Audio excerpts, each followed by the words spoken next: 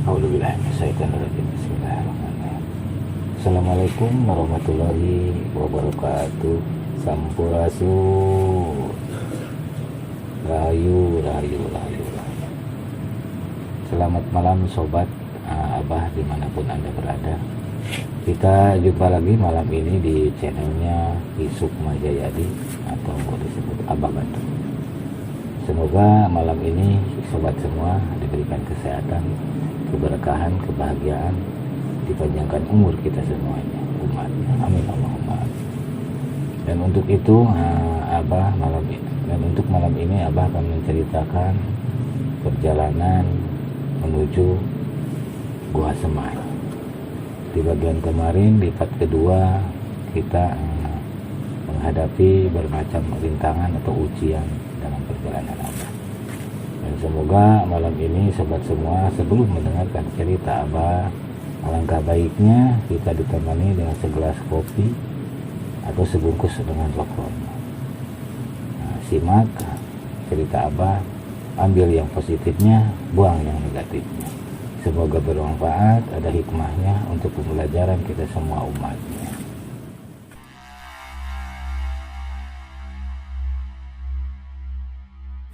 Dan untuk itu langsung aja Abah akan menceritakan waktu ke pagi nih. Waktu ke pagi sesudah adzan subuh kita ikut sholat di situ berjamaah. Terus Abah melanjutkan perjalanan itu. Tiba-tiba di tengah perjalanan itu kan Abah kaget. Hutan jauh, hutan kan jauh dari rumah. Kok tiba-tiba ada seorang kakek-kakek, ya setengah tubuh lah, tapi tenaganya masih kuat gitu kan. Dia mikul beban yang berat. Dia mikul beban berat itu kayu bakar. Loh, Abah lihat itu dia nanjak kan, naik. Udah renta gitu, tenaganya masih kuat gitu kan. Wah, ini hebat kata Abah. Dia punya sesuatu mungkin kan. Punya ilmu lah. Yang enggak dulu dia kan naik, Abah lagi di atas kan. Naik ya. Nah udah berhadapan, tetap buka, Abah unjuk salam. Assalamualaikum, sampurasun. Oke. Dia kaget kan gak kelihatan tuh. Abah di pinggir gitu, gak kelihatan. Kaget. Waalaikumsalam warahmatullahi wabarakatuh. Rampes katanya. Langsung itunya ditaruh karungnya yang isinya kayu kan, kayu bakar, kayu kering. Rojang kenaon di dia, lagi apa kamu di sini sendirian gitu kan? Gak takut? Oh iya kek, enggak, habis dari kampung sebelah, ya rumah kakek juga di situ katanya gitu kan. Terus Ujang mau kemana tujuannya? Kek, saya mau melanjutkan perjalanan, mau mencari jati diri saya gitu kan. Loh, kok jauh-jauh, kesini dulu yuk, mampir ke rumah kakek kata. Loh, emang dari sini gak jauh kek? Enggak, habis tanjakan ini kita turun, itu rumah kakek di situ gitu kan. Ya mangga kek kata Abah. Terus si kakek mau angkat itu barang lagi, harum, Abah tetap jangan sama kakek, biar sama saya, kuat gitu, insya Allah kuat. Abah pikul karung itu, menuju ke rumahnya si kakek. Kalau rumah dulu panggung ya, ke rumahnya si kakek. Tujang udah kelihatan rumah kakek. Oh iya, turunlah dari situ. Sok itu jangan ke dapur ke belakangin, dan itu si kayu bakarnya ke belakangin ya, enak gitu pemandangannya. Betah lah gitu untuk semedi gitu, soalnya sepi kan, sepi. Sok sini saya Ujang. Ya kek, ada apa? Ujang ke mana? Ujang dari mana? Terus tujuannya mau kemana? Ya ceritanya gini teh, ada petunjuk, saya harus belajar ilmu, pengen tahu jati diri saya gitu kan. Udah tahu kedua orang tua atau saudara tahu kayak ya udah kalau udah tahu mah. Nah, terus apa yang kamu cari itu kan? Satu ya jati diri saya biar nggak salah jalan. Saya ingin berilmu itu untuk ilmu, untuk kebaikan, bukan untuk pamer, bukan untuk sombong, untuk kebaikan, menolong sesama umat. Intinya saya pengen secara ini pengen jadi paranormal gitu kan. Terus terang abah bilang kakak ya udah ada bagian sih katanya, Ujang udah ada bagian harus jadi paranormal. Kamu ngecek orang dulu mah Sunda mah pananyaan, kalau istilah ini dukun. Apa nggak mau bilang dukun gitu kan. Udah ada bagian kamu harus jadi paranormal kata si kakek. Sanggup nggak belajar di sini? Ya alhamdulillah ya Allah, abah di situ bersyukur karena seorang kakek yang mau membimbing ke abah gitu. Terharu abah di situ, mau sekali teh saya belajar di sini. Besok saya mandi, abah mandi di situ, udah bersih mandi, sholat apa sih? Sholat sunat tobat dulu gitu kan. Sudah sholat sunat kita bilang sholat duhur kan, ini udah kelewat sholat duhur lagi kita berjamaah. Nah sudah itu nih kita bacain kalimahnya ya, kalimahnya yang harus dizikir berapa kali, berapa balikan kayak semampunya, gak ada batasnya. Abah coba di situ sesudah habis sholat tobat, sholat sunat tobat, sholat duhur kan, bilang lagi ya sholat sunat tobat. Nah di situ abah berzikir, yang dikasih amalan si kakek. Abah sempat belum bertanya itu buat apa artinya, intinya kan itu bisa stop dulu. Abah bisa stop dulu, ini harus tahu artinya dulu buat apa ini kan. Stop, apa keluar dulu. Kayak maaf kalau bertanya ya ada apa aja, kalau ini artinya buat apa kayak gitu kan. Sok aja amalin dulu gitu kan, nanti juga tahu kunci tujuannya, nanti juga tahu itu kerjain dulu lah kata si kakek gitu. Ya apa boleh buat lah, kalau udah guru bilang gitu ya apa kerjain gitu kan. Berzikir itu sampai sore berzikir sampai jelang sholat asar gitu kan. Sholat asar kita berjamaah, sholat asar lagi kita lanjutin berzikir. Malamnya harus tetap pikirannya itu. Mohon maaf bah, mau bertanya nih bah, kan itu abah dari duhur sampai malam kan terus berzikir bah, kira-kira ada hal yang janggal atau ya hal aneh nggak bah selama zikir bah? Nggak ada kalau kita udah ngucapin kalimah itu adem, rasanya tenang jiwa pikiran kita gitu kan. Kayak menggema gitu dalam hati kita, takdir itu menggema dalam hati, makanya adem enak gitu kan rasanya. Bilang itu sudah itu kita sempat bilang udah jangan stop dulu zikirnya antara jam 12 lah, jam 12 malam, tengah malam sok mandi. Suruh mandi lagi itu dipaksa, tidak boleh tidak, buka baju pakai selempak aja sebenarnya kolor. Sini kan dulu mah air di pegunungan enak ya, jernih alami, nggak kayak sekarang banyak limbah. Kalau dulu air matanya alami, air gunung asli, itu dinginnya minta ampun. Abah dipaksa dimandiin di situ, dimandiin. Nah sesudah itu sok ngasih dulu, hangatin cara badan, ada kan lagi bakar kayu di situ. Gak muncul orang Sunda mah di hawu si duru, sok si duru garingkeun ta badan. Udah si duru baru juga beberapa menit abdas sholat apa, sholat istiqoroh sok 2 ya kayak abdas lagi di situ.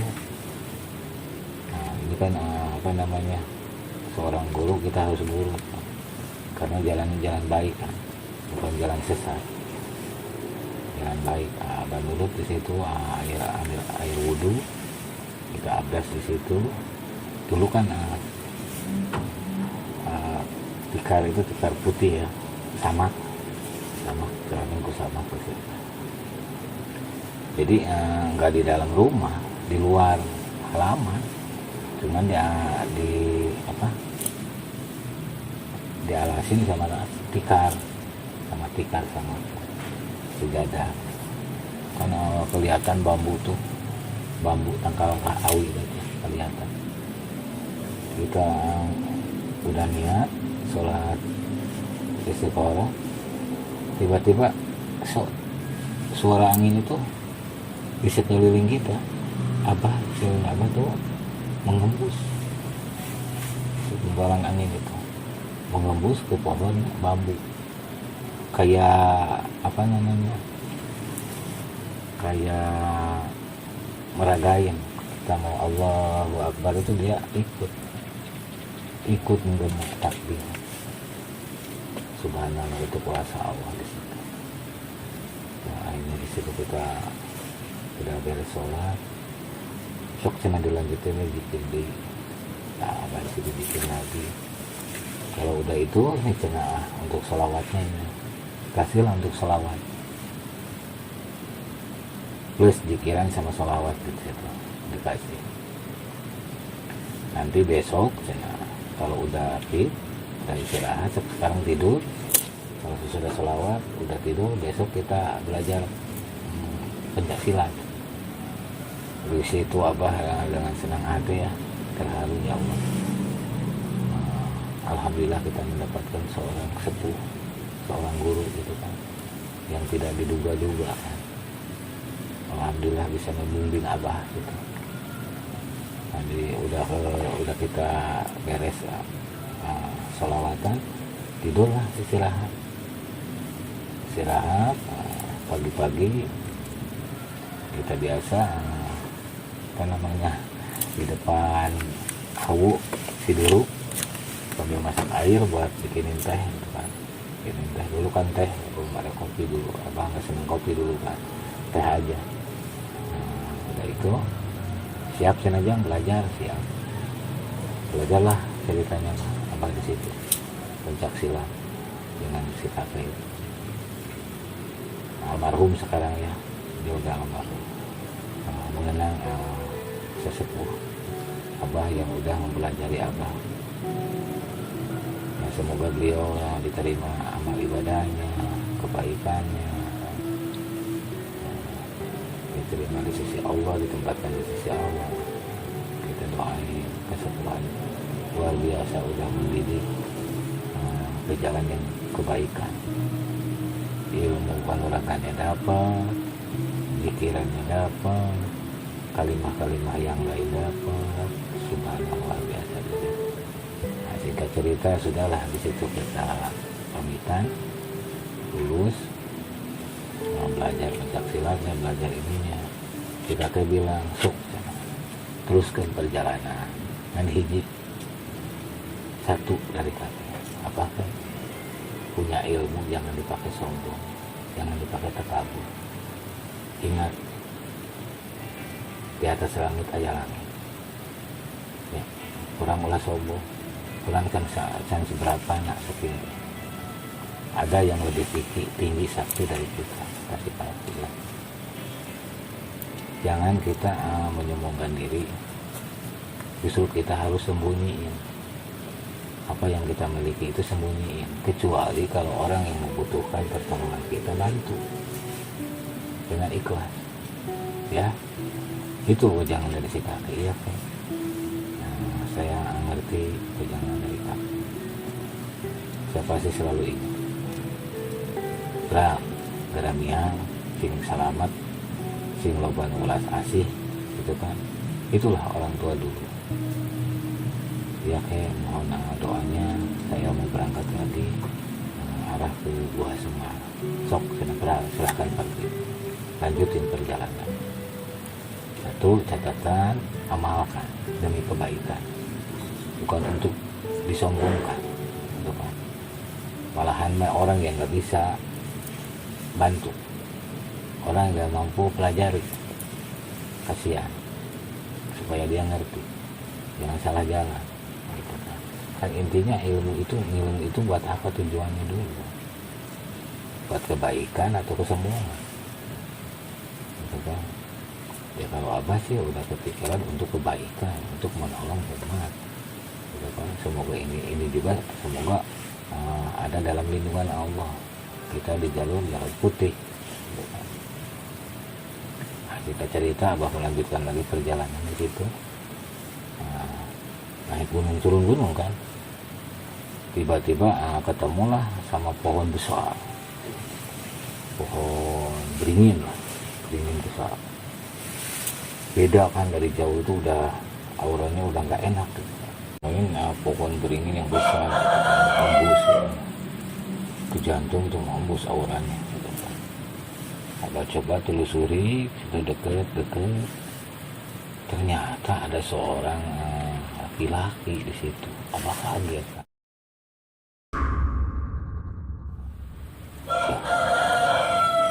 Kok ada seorang laki-laki gitu kan, bapak-bapak, lagi apa ini? Dia lagi semedi di situ kan. Nah, Abah coba dari jauh menghindar, lihatin aja apa yang dilakukan si bapak-bapak itu di situ, di pohon beringin itu. Ternyata begitu Abah lihat di depan dia itu sesajen macam-macam lah sesajen itu, luar biasa. Ada juga kepala kambing juga di situ, ada macam-macam. Kayaknya mau pesugihan dia ya, Bang? Ya, barangkali itulah dia yang dilakukannya gitu kan. Abah intip lah di situ. Ternyata benar keluar makhluk dari pohon beringin itu, berbulu, dia buta lah. Dia keluar, terus si bapak-bapak itu berbicara, berinteraksi lah, ngobrol sama si makhluk itu. Ya itulah perjanjian. Apa dengar inti perjanjian, dia pengen kekayaan. Abah dengar si bapak bilang, saya persembahkan ini buat kamu lah, buat kamu, ini makanannya enak, tapi saya pengen kaya melebihi orang-orang yang lebih kaya. Sambil ketawa si buta itu, serem banget ketawa, sampai kedengar ke telinganya juga, kalau bukan orang biasa udah berdarah gitu kan, saking gemanya ketawanya dia itu. Boleh katanya kamu kaya, tapi setiap tahun harus ada buat saya tumbal.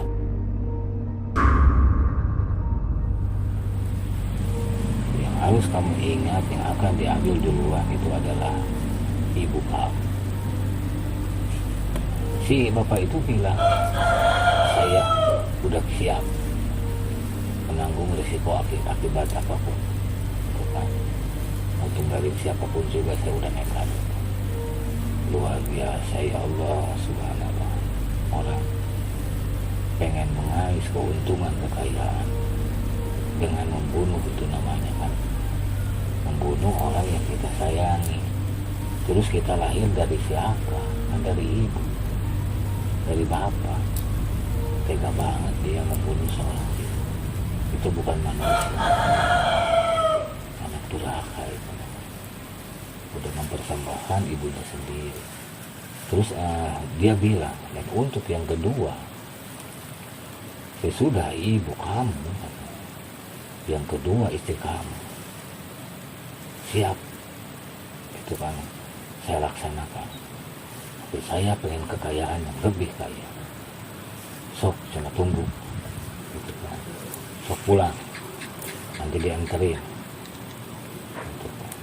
Nah, dari situ Abah sembunyi kan sambil dengar, sembunyi. Dia bergegas pulang, nggak tahu dikasih apa untuk menghadirkan dia mungkin. Nanti katanya malam Jumat Kliwon dia akan datang ke rumah, sediain kamar khusus itu kan buat dia. Nah, dari situ Abah takut ketahuan, harus sembunyi. Yang bergegas berjalan pulang, mau ke arah mana dia pulang. Ternyata arahnya berbeda kan, turun dia mah, turun. Oh, dia orang ke situ, mungkin orang situ kan. Ya, Abah coba dari jauh ikutin kemana arahnya itu. Itu kan Abah nggak melanjutin perjalanan, ikutin orang itu si bapak itu kemana arahnya.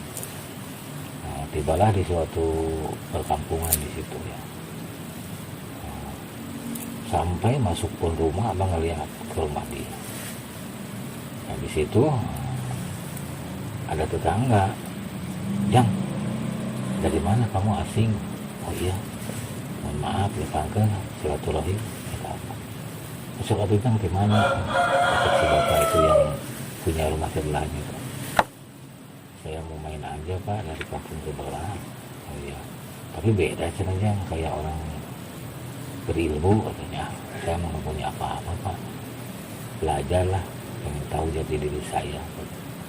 Masuk atuh di sini dulu, capek, nanti ada minuman kita bikinin teh hangat. Oh iya makasih Pak, di sini dulu aja, cerita-cerita kok sampai bisa ke sini ada apa, terus kok nuturin si akang itu kan tetangganya. Dia tahu Abang nggak mau cerita. Nuturin enggak, cuma nuturin, padahal Abang nuturin awal ya, intip.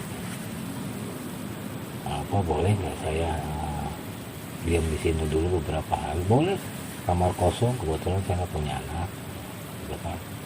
Anak saya udah pada nikah, jadi cuma berdua, ibu sama apa. Sok aja Ujang kalau mau diam di sini mah, cuman di sini mah nggak ada makanannya aneh, katanya nggak apa-apa lah, nggak apa gitu. Nah, dalam beberapa hari Abang nginep di situ. Pas malam Jumat Kliwon, Abah sempat bilang, Pak, nanti malam jam 11:30 saya mau di luar ya. Jangan nanti dilihat yang lain siapa gitu.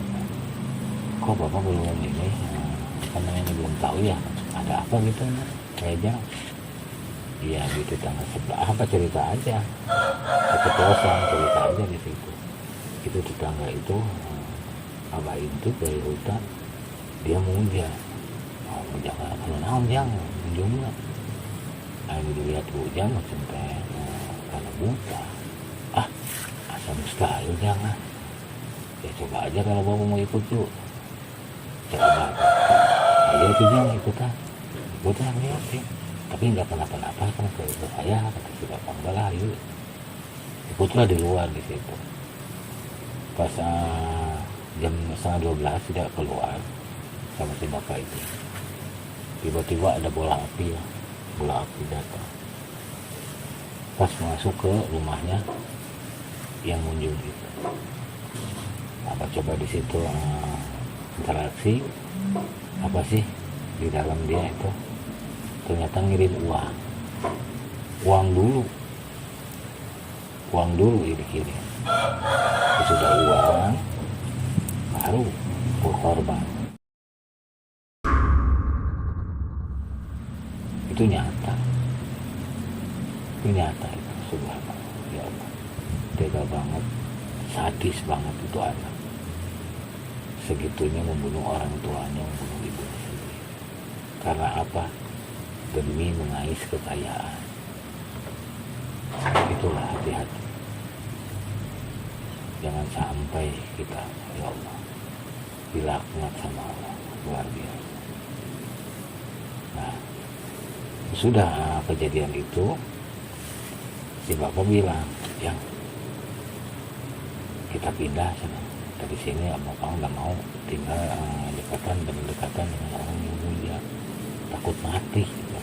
Oh, enggak lah Pak, kita berdoa aja sama Allah, segala sesuatunya kita pasrahin sama Allah, Tuhan. Kita yakin sama Allah, kita pagari dengan kalimah-kalimah, dengan kalimah-kalimah syahadat asma Allah, semuanya akan aman kalau kita yakin. Ya tuh gimana Ujang, ada Ujang kelihatannya orang berilmu lah, insya Allah lah, mudah-mudahan doa kita, doa semua dikabulkan dan dijaga, dilindungi oleh Allah Subhanahu wa Ta'ala, sehingga kita selamat dari orang-orang iri, dari orang-orang yang berbuat dolim ke kita. Kalau kitanya yakin sama Allah, dia jangan, waduh kalau bapak punya anak kayak Ujang, ya anggap aja ini anak bapak, kata abah. Alhamdulillah tuh Ujang kalau mau dianggap anak mah, kata si bapak gitu. Udah gitu fakir aja istirahat dulu kan ya, jangan kasih tahu orang-orang dulu, biarin. Sesudah itu jelang adzan subuh, kedengeran sebelum adzan subuh itu ada berita lah dulu, berita dari bukan masjid dulu mah kecil kan, suruh masih kecil, bukan nggak ada masjid besar, masih bilik itu kan, atau tajub gitu lah, kecil. Jadi itu ada pemberitahuan orang meninggal, ternyata kamu udah tahu siapa dia, ya meninggal karena diambil nyawanya sama buta hijau itu kan, dipersembahkan oleh anaknya sendiri. Itu anak durhaka, luar biasa. Jangan sampai kita, walaupun kita nggak makan, nggak punya uang, kita kerja yang halal, ya, sampai kita terjerumus ke dunia hitam, dilaknat oleh Allah. Dan untuk itu sobat, dimanapun anda berada, cerita Abah cukup sekian dulu karena masih panjang ceritanya, masih seru. Nantikan di episode keempat, Abah di situ akan melanjutkan cerita perjalanan ini. Dan semoga anda terhibur, ambil yang positifnya, kita buang yang negatifnya. Abah pamit undur. Assalamualaikum warahmatullahi wabarakatuh. Sampurasun.